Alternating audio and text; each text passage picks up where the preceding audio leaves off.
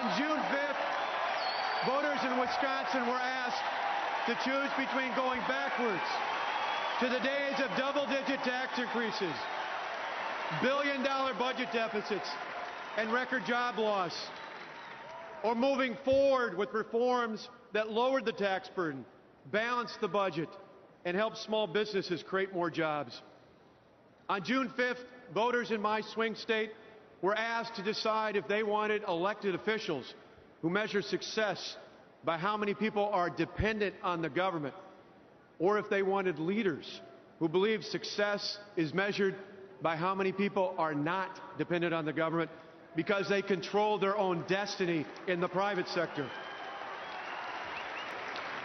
On June 5th, voters in Wisconsin got to determine who was in charge. Was it the big government special interest in Washington or the hard-working taxpayers of our state? The good news is that on June 5th, the hard-working taxpayers won.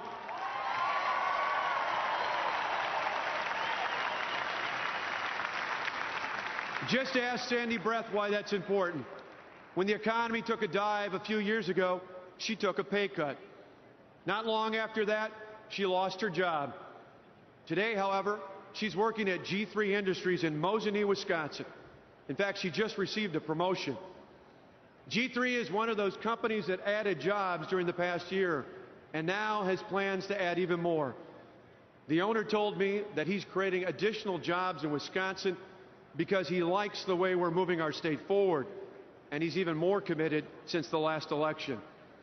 Without our positive changes, he told me he would not have had the confidence to grow business in Wisconsin. Improving the business climate is not only good for small business owners, it's good for people like Sandy and her family.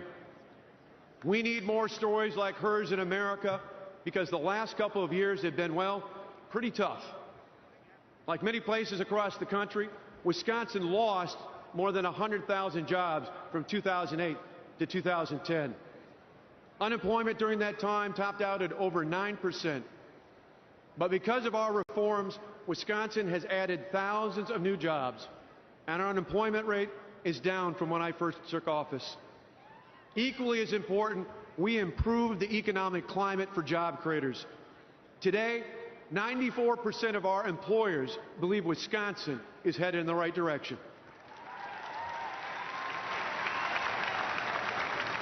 That compares to just 10% who thought the same thing just 2 years ago. Elections have consequences. As was the case in Wisconsin 2 years ago, too many Americans think our country is headed in the wrong direction. But Mitt Romney understands, like I understand, that people, not governments, create jobs. With that in mind, my administration is making it easier for people to create jobs in Wisconsin. Our reforms put the hard-working taxpayers back in charge, people like Sandy Breath. Sadly, the federal government seems to be going in the opposite direction. Nationally, we've experienced 42 consecutive months of unemployment above 8%. Last month, 44 of the 50 states saw an increase in the unemployment rate. More than 12 million of our fellow citizens are unemployed.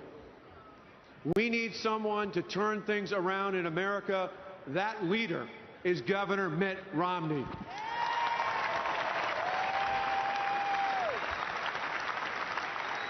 Mitt Romney turned businesses around in the private sector. He saved the Winter Olympics, and he balanced state budgets without raising taxes in a way that helped the private sector create more jobs. Then, with the announcement of Paul Ryan as his running mate, Governor Romney not only showed that he has the experience and the skill to become president, he showed he has the courage and the passion to be an exceptional president.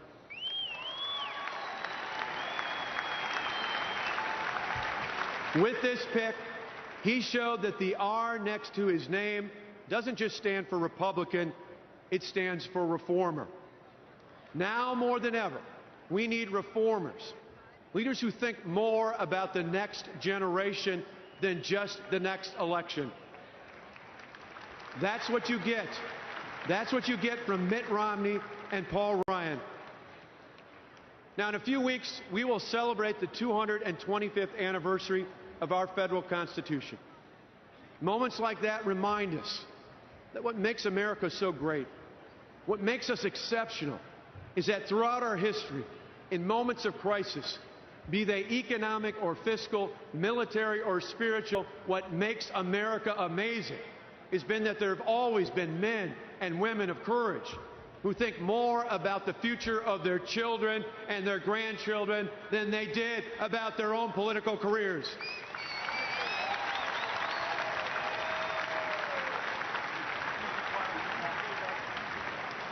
Let this be one of those moments.